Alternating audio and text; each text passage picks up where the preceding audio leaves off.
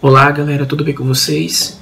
Então vamos falar desse livro maravilhoso que eu li assim rapidamente. Foi um livro que eu li em 3 dias e me consumiu de uma forma muito avassaladora. O livro é extremamente incrível, que é A Revolução Russa, da Sheila Fitzpatrick.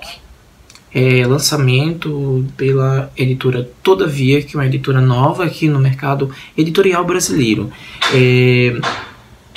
A Todavia trouxe essa maravilha para o Brasil e eles me enviaram e eu li assim muito rápido. Vocês sabem que eu estou bem curioso, né, podemos dizer dessa forma, sobre os acontecimentos da Segunda Guerra Mundial, e eu já li vários livros sobre esse tema e cada vez eu quero procurar mais e mais coisas para saber mais e mais coisas, porque é uma coisa assim que eu percebi que cada vez que você vai pesquisando mais e mais coisas você vai achando, né? Mais interessante você vai achando, porque tem tantos detalhes, tanta coisa, e sobretudo como é que aconteceu tudo aquilo, qual foi a causa do surgimento de toda aquela revolução. Então eu parti aí desde lá do livro que eu li, foi o primeiro livro que eu li sobre revolução aí, foi o livro dos Romanov, sobre a família Romanov, né? Que aí eu acho que é o mais interessante. Oh meu Deus, essas batidas nunca vão parar nesse condomínio, sério. Mas aí eu acho que a maneira mais interessante é começar pelos Romanov, para quem quer debruçar realmente sobre esse tema, porque aí eu acho que começou a revolução partindo de todo aquele desgosto, né, da população com aquela monarquia. Mas enfim, esse livro da Sheila é espetacular. A Sheila, ela é uma professora de história russa, ela é professora lá na Austrália, na Universidade da Austrália, em Melbourne, que se eu não estou enganado. E ela conta aqui de uma forma muito sintética. Não é resumido que eu estou falando necessariamente, ela não engole fatos. Ela começa a contar aqui desde o princípio, ela traz um pouco da família, lá do finalzinho dos monarcas. E outra coisa que é bem interessante é a questão mesmo dos bolcheviques e os mencheviques. Ela conta esses detalhes logo, fatos que antecederam a revolução. É muito interessante porque ela faz muita viagem ao tempo, né? Ela começa a contar as histórias, os fatos, e ela sempre faz uma linha de tempo, uma alusão, podemos dizer, com o jeito do Stalin, o jeito do mesmo Trotsky e aqueles acontecimentos que estavam realmente meio polvorosos ali na Rússia. Ela até fala que o totalitarismo do Stalin, aquela brutalidade do Stalin, veio da herança dos bolcheviques, que o totalitarismo, né, aquela força dos bolcheviques, inspirou muito para que o Stalin ele fosse muito totalitário no seu governo, podemos dizer assim. E eu achei bem interessante esse outro ponto de vista, né? Nunca tinha pensado nesse outro ponto de vista. Eu já tinha lido outras coisas sobre essas revoluções, essa revolução, mas nunca tinha pensado desse outra forma. E ela trouxe isso aqui de uma forma bem interessante. Outra coisa que eu acho bem legal é o legado que ela descreve aqui, não, o legado que a Revolução Russa deixou para todos, né? Sobretudo para a literatura, que ela conta aqui sobre o Alexander Solzhenitsyn, fala do Arquipélago Gulag, que é um livro que rompeu barreiras. Aí ele conta sobre a crueldade do Stalin, e o próprio autor teve que ser exilado, né? Ele foi expulso do próprio país por causa disso, e era bem rude, né, naquela época.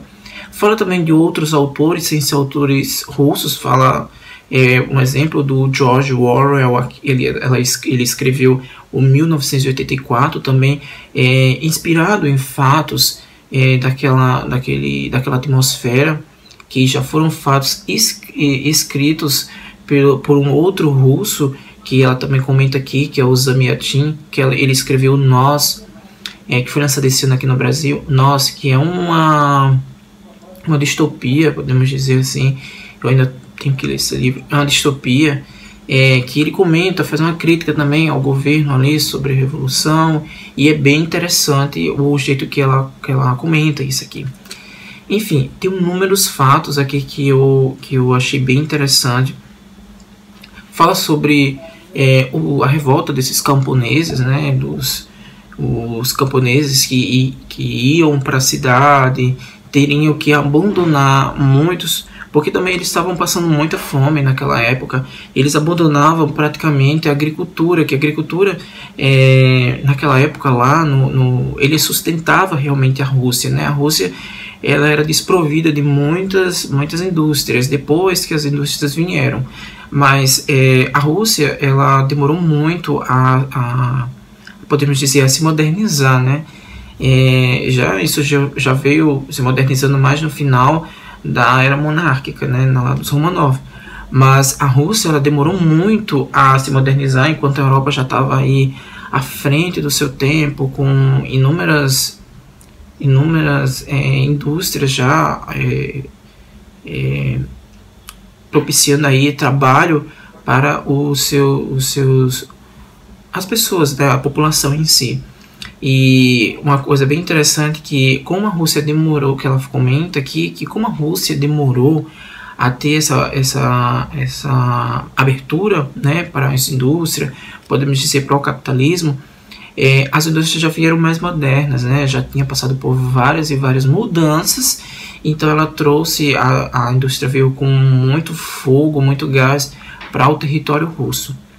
Aí começou, né, a progredir, muitos agricultores saíram de suas casas, de seus povoados, e pensando em crescer de uma forma mais diferente e sair mesmo da lavoura.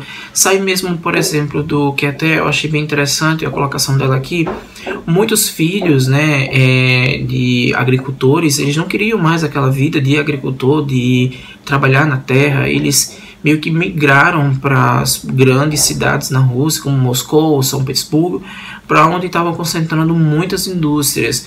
E isso propiciou para alimentar esse sonho desses novos jovens, para que começasse a pensar de uma forma diferente, ter um futuro diferente, sem ser aquele da lavoura, né? A Rússia, ela foi muito ligada a isso, a cultura da agricultura, da servidão. Era um povo muito escravizado pela era dos Romanov. Vocês, não sei se vocês já leram, eu indico bastante a biografia dos Romanov, que ela comenta bastante essa parte da servidão, né, da escravidão dessa população. E então a população já estava esgotada e precisava de mudanças, e daí começou esse turbilhão aqui que ela relata de uma forma muito brilhante. A Sheila, ela tem uma didática aqui nesse livro bem interessante, ela comenta fatos. Não é uma leitura cansativa, é uma leitura muito prazerosa. A escrita da Sheila é algo fenomenal, e os fatos que ela comenta aqui sobre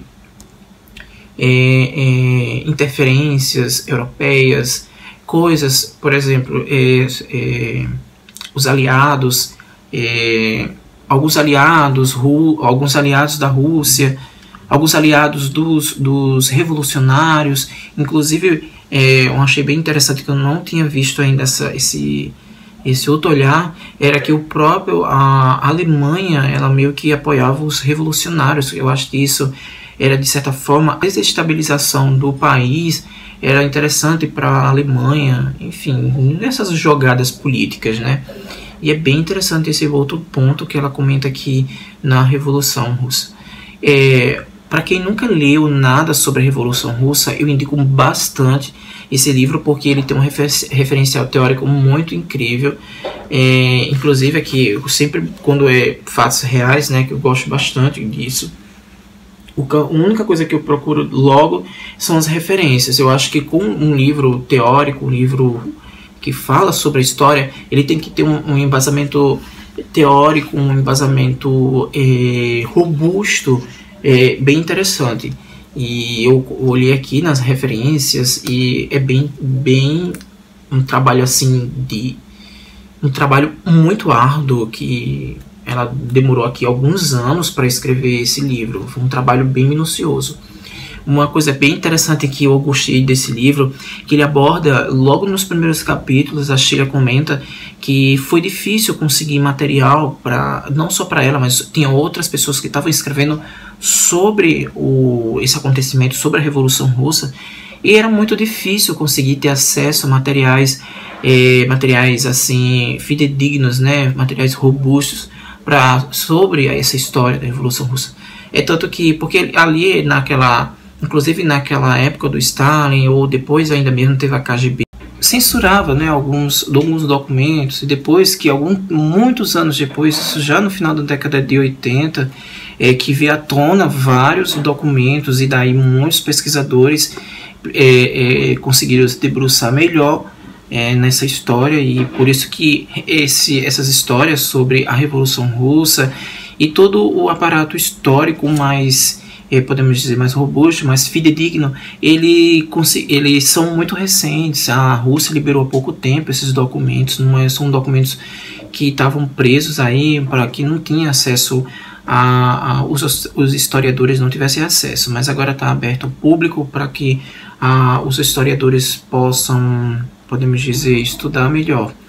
E outro ponto bem interessante que a Sheila toca, que eu achei fantástico, sobre a Revolução. A Revolução, pelo ponto de vista dela, que eu achei bem interessante esse ponto, ele vai exatamente até 1917, ou seja, ali a Revolução acabou. O que foi depois não foi mais Revolução, foi outra coisa sem ser Revolução, foi muita crueldade da parte, sobretudo, do Stalin, mas a Revolução, ela aconteceu até ali, 1917, ali. O resto não foi Revolução, o resto foi muita autoritarismo, muita guerra, enfim.